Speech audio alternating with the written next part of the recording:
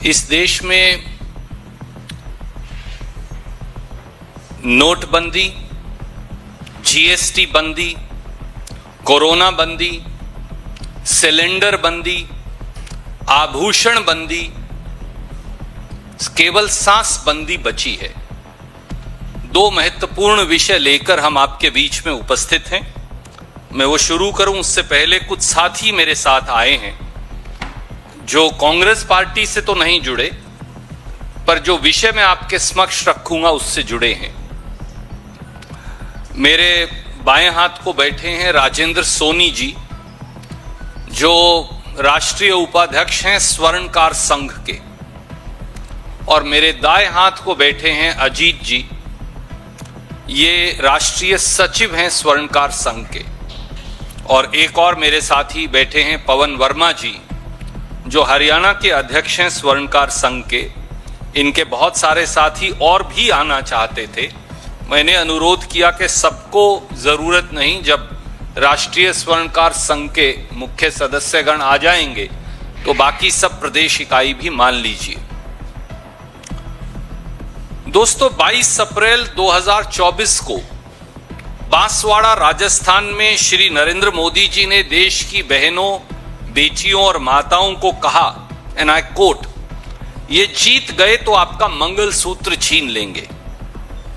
ठीक 2 साल बाद 10 मई 2026 को श्री नरेंद्र मोदी जी ने हैदराबाद, तेलंगाना में देश की बहनों, माताओं और बेटियों को कहा कि, एंड आई कोट, 1 साल तक सोने के गहने न खरीदें और सोना खरीदना बंद कर दें। अब पता चला कि हिंदुस्तान की बहनों, बेटियों और माताओं के आभूषण छीनने का असली प्लान क्या था। मित्रों, सोने के आभूषण और जेवर भारत की सांस्कृतिक विरासत की पहचान है, सामाजिक रीति रिवाजों का अभिन्न हिस्सा है, धार्मिक परंपराओं के निर्वहन में सौभाग्य, समृद्धि और शुभता की पहचान है, प्रतिबिंब है। भारतीय समाज में स्वर्ण आभूषण, जेवर न केवल करोड़ों करोड़ों माताओं, बहन और बेटियों के लिए एक सुरक्षा कवच है, बल्कि उल्लास, पवित्रता, उत्सव के माहौल और वैभव की पहचान भी है। ये हम सब जानते हैं। और यही नहीं, गांव से शहर तक स्वर्ण आभूषण यानी ज्वेलरी व सुनार के व्यापार में छोटे छोटे दुकानदारों, व्यापारियों, कारीगरों, कामगारों, दस्तकारों, इनकी रोजी रोटी का एकमात्र धंधा भी है ज्वेलरी बनाना, स्वर्ण आभूषण बनाना, बेचना, उसका व्यापार करना। देश का 90% से अधिक ज्वेलरी उद्योग छोटे छोटे दुकानदार, सुनार, एमएसएमई सेक्टर में है, 90%। और इसमें 3.5 करोड़ लोग लगे हैं। 3.5 करोड़ लोगों को देश का स्वर्ण आभूषण उद्योग रोजगार देता है, प्रत्यक्ष और परोक्ष दोनों तरीकों से। 10 मई 2026 को सोने के गहने न खरीदने का मोदी सरकार का फरमान 3.5 करोड़ से अधिक छोटे छोटे ज्वेलरों, सुनारों, दुकानदारों, व्यापारियों, कारीगरों, कामगारों, इन सब के लिए तबाही का फरमान साबित हुआ है। और इसीलिए मेरे मित्र यहां आए। सत्ता के शीर्ष से पिछड़े वर्गों के इन मेहनतकश वर्मा, सुनार, स्वर्णकार समाज पर, उनके करोड़ों साथियों पर रोजी रोटी मिटाने वाला यह एक भयानक हमला किया गया है। अब 13 मई 2026 को एक और ज्वेलरी उद्योग विरोधी वज्रपात गिराते हुए मोदी सरकार ने सोने और चांदी की इंपोर्ट ड्यूटी 6% से बढ़ाकर 15% कर डाली। मतलब एक तरफ तो सोना व सोने के आभूषण न खरीदने का फरमान देकर 3.5 करोड़ लोगों की रोजी रोटी पर लात मार दी, तो दूसरी ओर सोने की तस्करी करने वाले तस्कर माफियाओं के लिए काली और मोटी कमाई और मलाई का रास्ता खोल दिया। नेचुरली स्मगलिंग शुरू हो जाएगी फौरन। तो आइए सबसे पहले सुनार, वर्मा, स्वर्णकार, कामगार, दुकानदार, इनकी रोजगार बंदी के भाजपा सरकार के फरमान के वज्रपात के तीन अलग अलग असर देखते हैं। नंबर 1, भारत के जीडीपी में ज्वेलरी सेक्टर का योगदान 7% है। Very few people know this. Jewellery sector contribute 7% to India's GDP.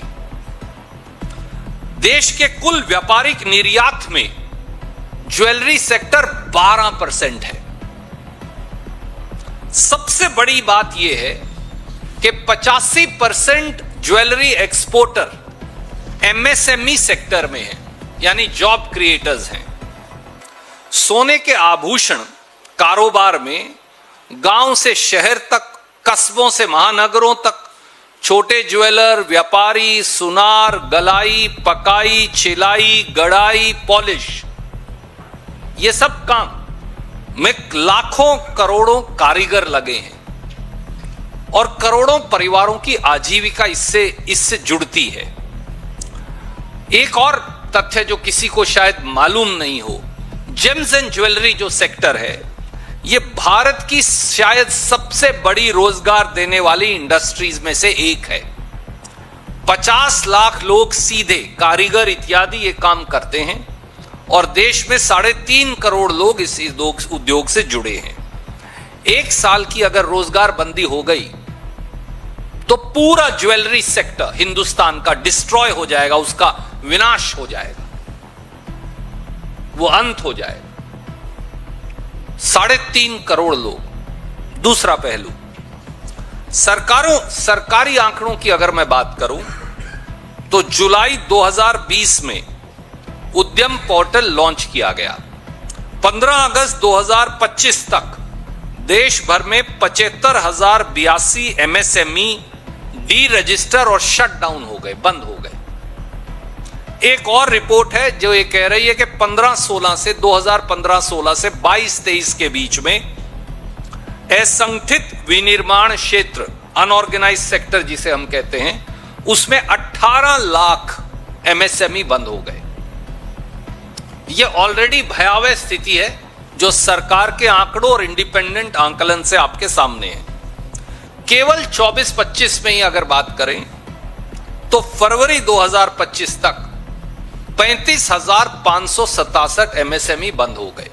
MSME ही देश में रोजगार उत्पादक है। 3 लाख लोगों का काम चला गया। अब ऐसे में सोने के आभूषण के कारोबार को ठप करके आप लोगों की आजीविका का तो गला घोट रहे हैं, बल्कि देश में आर्थिक संकट और तबाही मचाने का एक और रास्ता भाजपा खोल रही है। यह भाजपा की द्वारा निर्मित त्रासदी है और एक क्रूर अमानवीय अत्याचार है। तीसरा पहलू, सोने की इंपोर्ट ड्यूटी बढ़ाने से सीधे स्मगलिंग सोने की शुरू हो जाएगी। यह मैं नहीं कह रहा, यह सरकार के आंकड़े बताते हैं। 2024-25 में ही जब सोने की इंपोर्ट ड्यूटी 6% है तो सरकारी एजेंसियों ने 3005 मामलों में 2600 किलो सोना स्मगलिंग का जब्त किया ऑलरेडी।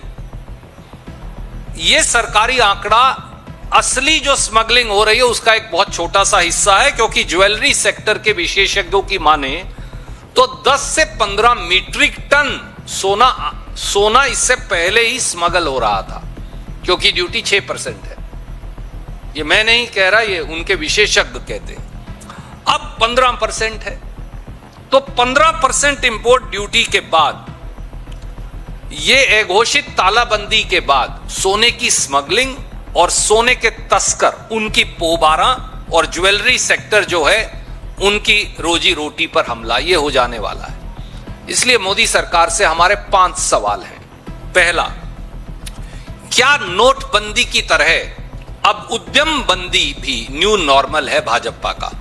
दूसरा, क्या प्रधानमंत्री और भाजपा सरकार सार्वजनिक मन से सोने के गहने न खरीदने की अपील करने से जो ज्वेलरी सेक्टर को भारी नुकसान होगा, 3.5 करोड़ लोगों का जो रोजगार जाएगा, उनके लिए आपने क्या सोचा है? क्या ज्वेलरी सेक्टर से जुड़े 3.5 करोड़ स्वर्णकारों, वर्मा, सुनारों, कामगारों, दुकानदारों, उनके लिए कोई प्लान बीजेपी सरकार के पास है राहत का पैकेज देने की? तीसरा, अगर गोल्ड इंपोर्ट कम करना ही आपका मकसद है, तो सरकार को देश में गोल्ड ज्वेलरी की डिमांड सप्रेशन करने की बजाय देश में पहले से ही जो मौजूद सोना है उसकी आप गोल्ड मोबिलाइजेशन करके बुलियन बैंकिंग फ्रेमवर्क बनाने की नीति पर काम क्यों नहीं कर रहे? हम ऑल्टरनेटिव भी बता रहे हैं। देश में बहुत सारा सोना लॉकर्स में आइडियल पड़ा है। देश में सोना है तो आप उसको मोबिलाइजेशन करिए और एक बुलियन बैंकिंग फ्रेमवर्क क्रिएट करिए। आप क्यों नहीं कर रहे मोदी जी और भाजपा ऐसा? चौथा, क्या यह सही नहीं कि एक तरफ प्रधानमंत्री जी सलाह देते हैं लोगों को, भैया सोने के जेवर मत खरीदो 1 साल तक, दूसरी तरफ मोदी सरकार सोना खरीद रही है? यह कैसे हो सकता है दोस्तों? और मैं आपको अभी बता रहा हूं, क्या यह सही नहीं कि मोदी सरकार और आरबीआई ने सॉवरेन गोल्ड होल्डिंग जो सितंबर 2025 में थी 794.64 मीट्रिक टन, और अब चौंकिए मत, यह मार्च 2026 में यानी 7 महीने में बढ़कर हो गई 880.52 मीट्रिक टन। क्यों? क्या यह सही नहीं कि मोदी सरकार ने पिछले 7 महीने में खुद 85.88 मीट्रिक टन सोना खरीद लिया? तो भैया आप लोगों को तो कहते हो कि एक मंगलसूत्र मत खरीदो, बहन के लिए एक जेवर मत खरीदो, बिटिया के लिए सोने की बाली मत खरीदो कान की, मां के लिए सोने की चेन मत खरीदो, और मोदी सरकार 6 महीने 7 महीने में 85.88 मीट्रिक टन सोना खरीद रही है। ऐसा क्यों? और पांचवा, कि क्या अब 90% एमएसएमई छोटे दुकानदारों से जुड़ा ज्वेलरी उद्योग भी अगले 1 साल में तालाबंदी का शिकार हो जाएगा? क्या ज्वेलरी सेक्टर के इन छोटे छोटे एमएसएमई के लोगों को साफ कर अब ज्वेलरी सेक्टर भी 2 या 3 उद्योगपतियों को सौंपने की तैयारी हो रही है? यह है असली बात, क्योंकि लाखों करोड़ का ज्वेलरी सेक्टर है।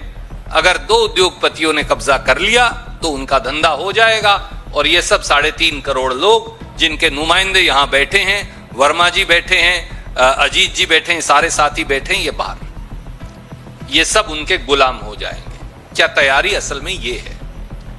तो दोस्तों, हमारी मांग है कि स्वर्ण आभूषण के उद्योग में लगे 3.5 करोड़ सुनारों, दुकानदारों, स्वर्णकारों, व्यापारियों, कामगारों, कारीगरों, इन सब के लिए, जैसे और उद्योग और इंडस्ट्री के लिए मोदी सरकार लाई है, एक विशेष आर्थिक राहत पैकेज की मोदी सरकार बगैर विलंब घोषणा करे, तभी इनको राहत मिल पाएगी। दूसरा हमारा सजेशन और मांग यह है कि गोल्ड इंपोर्ट ड्यूटी 15% बढ़ाने की बजाय इसे वापस करिए और इसकी जगह डोमेस्टिक गोल्ड मोबिलाइजेशन व रिसाइकलिंग में 4 सजेशन दे रहा हूं। आप डोमेस्टिक गोल्ड मोबिलाइजेशन और रिसाइकलिंग करिए, आइडियल गोल्ड स्टॉक्स का जो देश में पड़े हैं इस्तेमाल करिए, इनकम टैक्स एक्ट में संशोधन कर घर परिवार के द्वारा अपनी पसंद के ज्वेलर को वो अपना गोल्ड जो है उधार पर मनमर्जी से दे सकें, इसका प्रावधान करिए, और सोने की वैल्यू एडेड कंजम्पशन इस पर विचार करिए, बजाय इस पर पूरी तरह से प्रतिबंध लगाने के। जहां वैल्यू एडेड कंजम्पशन है, आप ज्वेलरी बनाते हैं, आप जेम्स बनाते हैं, आप उसका आकार बदलकर कुछ और बनाते हैं, वैल्यू एडेड कंजम्पशन पर विचार करिए, उस पर प्रतिबंध मत लगाइए। ये हमारे कॉन्क्रीट सजेशन भी है। तो दोस्तों, स्वर्ण आभूषण के लाखों उद्यमी और हुनरमंद कारीगर जो इंसान तो इंसान, हमारे देवताओं को भी सजाते हैं। इंसान को तो सब सजाते हैं, देवताओं को केवल ज्वेलरी उद्योग वाले सजाते हैं। भारतीय राष्ट्रीय कांग्रेस उनकी रोजी रोटी छीनने और घर परिवार की जो रसोई के चूल्हे बुझाने की भाजपाई क्रूरता है, उसका विरोध करती है और हम बुलंदी से संसद से सड़क तक आप लोगों के साथ खड़े रहेंगे।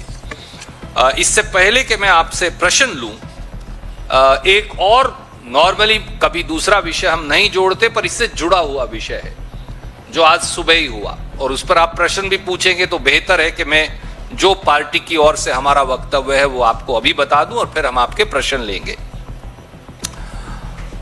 पिछले 12 साल से, ये दूसरा पहलू है पेट्रोल, डीजल, सीएनजी की जो आज कीमतें बढ़ाई हैं उनको लेकर।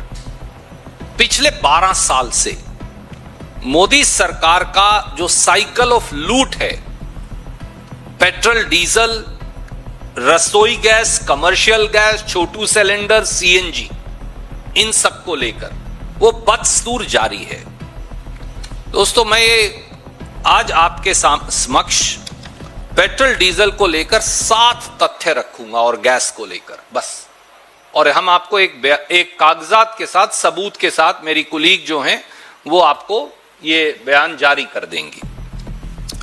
11 साल से मोदी सरकार ने हिंदुस्तान के लोगों से 43 लाख करोड़ पेट्रोल डीजल से लूटे हैं,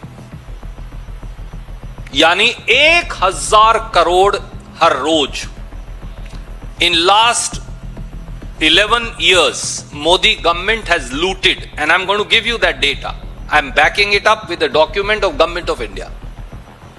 In last 11 years, Modi government has looted 43 lakh crores by way of putting duties and excise on petrol, diesel and LPG gas, which comes to 1000 crore rupees per day.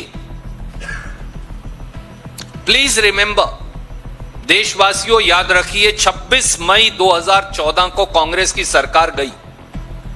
26 मई 2014 को petrol की कीमत थी 71 रुपया 41 पैसा प्रति लीटर। 26 मई 2014 को, एक आपको मैं भेज भी रहा हूं, कांग्रेस की सरकार गई। 26 मई 2014 को पेट्रोल की कीमत थी 71 रुपया 41 पैसे प्रति लीटर, और आज 3 रुपए का इजाफा करने के बाद दिल्ली में पेट्रोल की कीमत है 97 रुपया 77 पैसे प्रति लीटर। यानी आप इजाफा देखिए कितना है। डीजल की कीमत थी 26 मई 2014 को 56 रुपया 71 पैसे प्रति लीटर, और आज है इस 3 रुपए के इजाफे के बाद 90 रुपया 67 पैसे प्रति लीटर। 2014 में जब हमने सरकार छोड़ी और 13, 14, 12 में आप चेक करिए, क्रूड ऑयल का रेट था $100 प्रति बैरल से लेकर $108 प्रति बैरल कच्चा तेल था। और अब खाड़ी का जो युद्ध है, इसका हिस्सा अगर मैं छोड़ दूं, वेस्ट एशिया वॉर को अगर मैं छोड़ दूं, तो फिर कच्चे तेल का एवरेज रेट रहा है मोदी सरकार में $70 पर बैरल, $70 प्रति बैरल। तो अगर $70 की एवरेज लगाऊं मैं 11 साल की, तो पेट्रोल का प्राइस होना चाहिए 61 रुपया 60 पैसा, और डीजल होना चाहिए 56 रुपया 99 पैसा।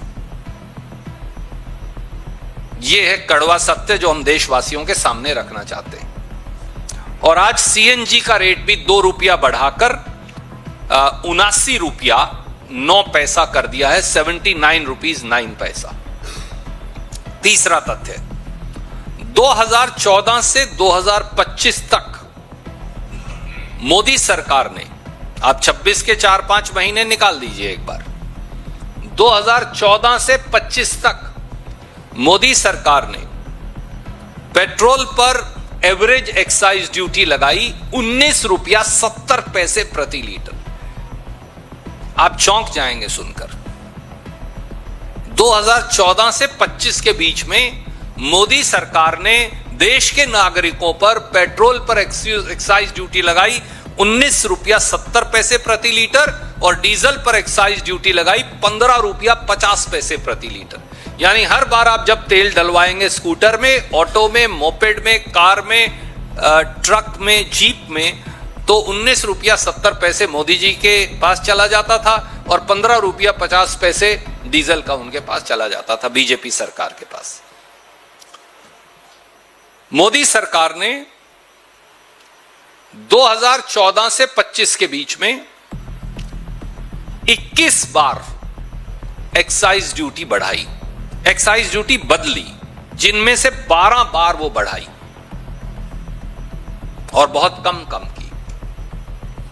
27 मार्च 2026 को, पांचवां पहलू, मोदी सरकार ने यह कहा कि हम पेट्रोल पर एक्साइज ड्यूटी 13 रुपया से घटाकर 10 रुपया कर रहे हैं। यह 2 महीने 1.5 महीना पहले की बात है। और डीजल पर 10 रुपया से 0 कर रहे हैं। हम सब बड़े खुश हुए। पेट्रोल पंप पर तेल डलवाने गए कि भैया 3 रुपया तो एक्साइज ड्यूटी कम हो गई, तो पेट्रोल 3 रुपया सस्ता हो जाएगा। और डीजल तो हम बड़े खुश होकर गए, गांव वाले जो हैं ट्रैक्टर लेकर अपने अपने लाइन लेकर पहुंच गए कि भाई 10 रुपया डीजल सस्ता हो जाएगा। वहां जाकर पता चला कि 1 पैसा भी सस्ता नहीं हुआ, क्योंकि इसका सारा फायदा किसको मिला? 4 पब्लिक सेक्टर कंपनीज को, 1 रिलायंस को, 1 नायरा एनर्जी को। यह सारा पैसा उनकी जेब में चला गया। आपको कुछ नहीं मिला, देशवासियों को कुछ नहीं मिला। छठा, जो हर बार जब चुनाव खत्म होता है तो हर बार मोदी जी पेट्रोल डीजल के रेट बढ़ाते हैं। अब की बार राहुल जी ने भी कहा, और ये वो प्रेस विज्ञप्ति है जो एआईसीसी ने जारी की थी 27 मार्च को। मैंने कहा था कि जी चुनाव जिस दिन खत्म होगा उसके 15 दिन के अंदर ये बढ़ाएंगे। ये बोलते रहे आपको, आप भी छापते रहे, दिखाते रहे। नो, पेट्रोल मंत्री ने कहा, हेडलाइन न्यूज चल रही थी चैनल्स पे कि कोई पेट्रोल डीजल की कीमत नहीं बढ़ेगी। सारे अखबारों की हेडलाइन, पेट्रोलियम मंत्री ने कहा, प्रधानमंत्री ने कहा, गृह मंत्री ने कहा। अब हम कह रहे थे, राहुल गांधी जी कह रहे थे। ये इनकी हिस्ट्री रही है। मैं आपको 4-5 उदाहरण आज बताना चाहता हूं, होंगे शायद और भी। 2014 में जनरल इलेक्शन हुए और 7 फरवरी 2015 को दिल्ली के असेंबली इलेक्शन हुए।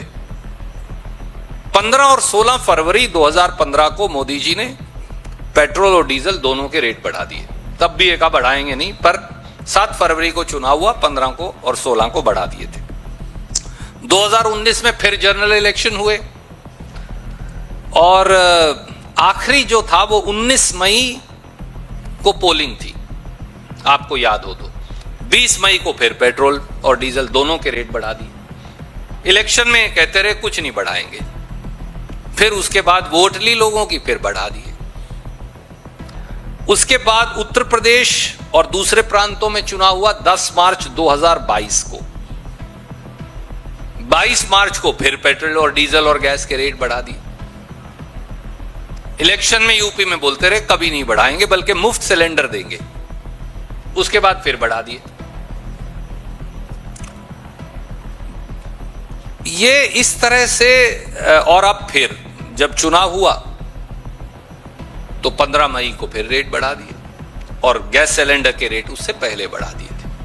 तो ये ऐसा ही लोगों के साथ करते हैं। हिंदुस्तान के लोगों को बीजेपी बेवकूफ समझती है, हम सबको, मुझे और आपको।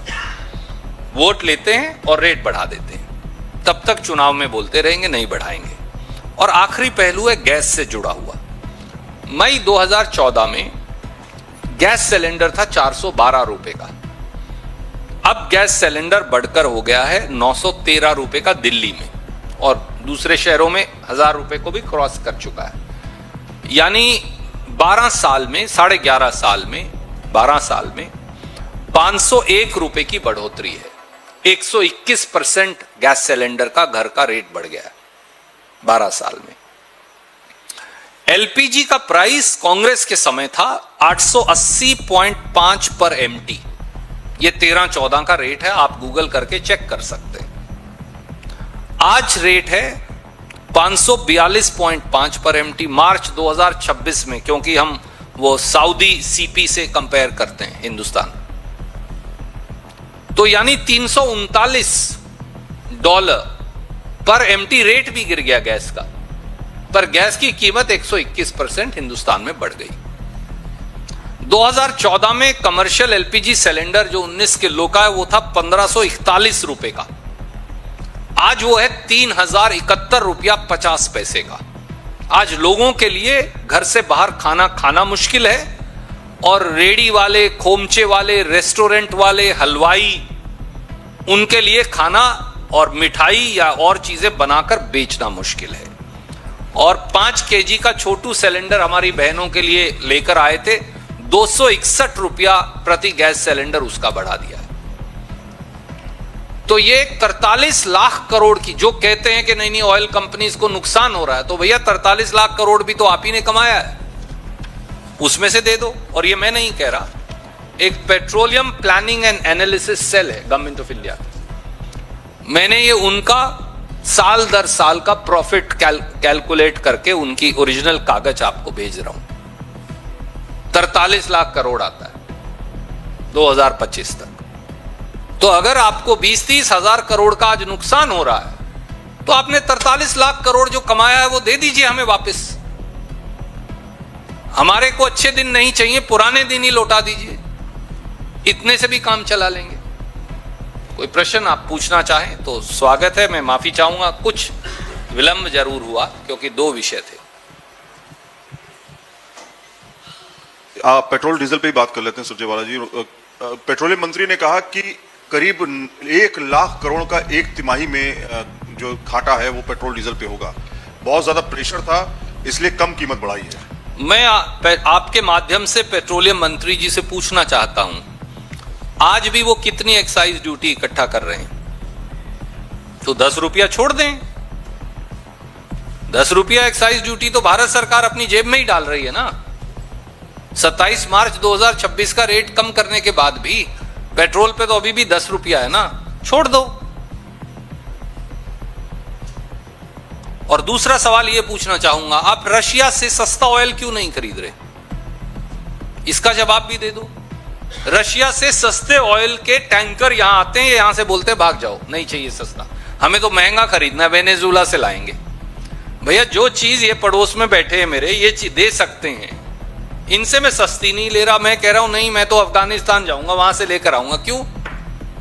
2 बड़े सीधे सवालों का जवाब दे दे। रणदीप जी, अगर वैश्विक ऊर्जा संकट की बात करें, यह फरवरी से जारी था, तब सरकार कहती थी स्थिति काबू में है, और जैसे चुनाव खत्म हो सरकार कहती ये मत करिए वो मत करिए। अब संयमित रहने के लिए सरकार क्या चुनाव का इंतजार कर रही थी? दूसरा सवाल यह है कि सोना भारत में लग्जरी नहीं बल्कि बचत और शादी में संकट समय पैसा जुटाने का साधन है। तो ऐसा करके सरकार एक सामाजिक, घरेलू और अर्थव्यवस्था पर असर डाल रही है। पहली बात, ऐसा लगता है हिंदुस्तान की सरकार ने हिंदुस्तान के 144 करोड़ लोगों को राम भरोसे छोड़ दिया है। हमारे यहां कहते हैं हरियाणा में खड़ी बोली की उत्तर भारत की यह है कि भगवान भरोसे छोड़ दो किसी को। तो इन्होंने देशवासियों को भगवान भरोसे छोड़ दिया है और यह भी कह दिया है कि भैया तुम्हारे से जो हो सकता है कर लो, हमारे कोई बस की बात नहीं है। सरकार ने हथियार डाल दिए हैं और हाथ खड़े कर दिए। और प्रोमिनेंटली लिखा होता था, यात्री अपने सामान की खुद जिम्मेवार है। होता था ना साहब, पहले जो ट्रेवल किए हैं सबको याद होगा। तो अब भाजपा की सरकार ने देशवासियों को कह दिया, देशवासी अपनी आर्थिक सुरक्षा और अपनी सामाजिक कार्यों के निर्वहन के लिए खुद जिम्मेवार हैं, सरकार कोई मदद नहीं करेगी क्योंकि उनके बस की बात नहीं है। तो ये बात साफ तौर से कह दें, इन्हें घुमाकर ऐसे पेचीदा शब्दों में कहने का लाभ क्या है। और दूसरा आपका प्रश्न था, आपकी बात बिल्कुल वाजिब है, मैंने भी कहा स्वर्ण आभूषण जो हैं वो हमारी सांस्कृतिक विरासत की पहचान भी हैं वो करोड़ों करोड़ों माताओं बहनों और बेटियों के लिए सुरक्षा कवच भी हैं। वो हमारी धार्मिक परंपराओं के निर्वहन में एक शुभ उल्लास वैभव का प्रतीक भी हैं और परिवारों के लिए एक सुरक्षा भी है। उन पर पाबंदी लगाना देश के पूरे सांस्कृतिक, सामाजिक, धार्मिक भावनाओं को आहत करने जैसा है।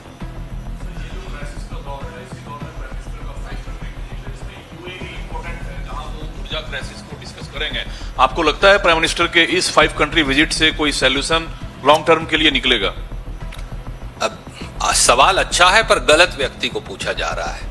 यह सवाल प्रधानमंत्री जी से पूछा जाना चाहिए, क्योंकि वही बता सकते हैं कि क्या वो हल निकालेंगे। मैं तो और हम सब तो उम्मीद ही कर सकते हैं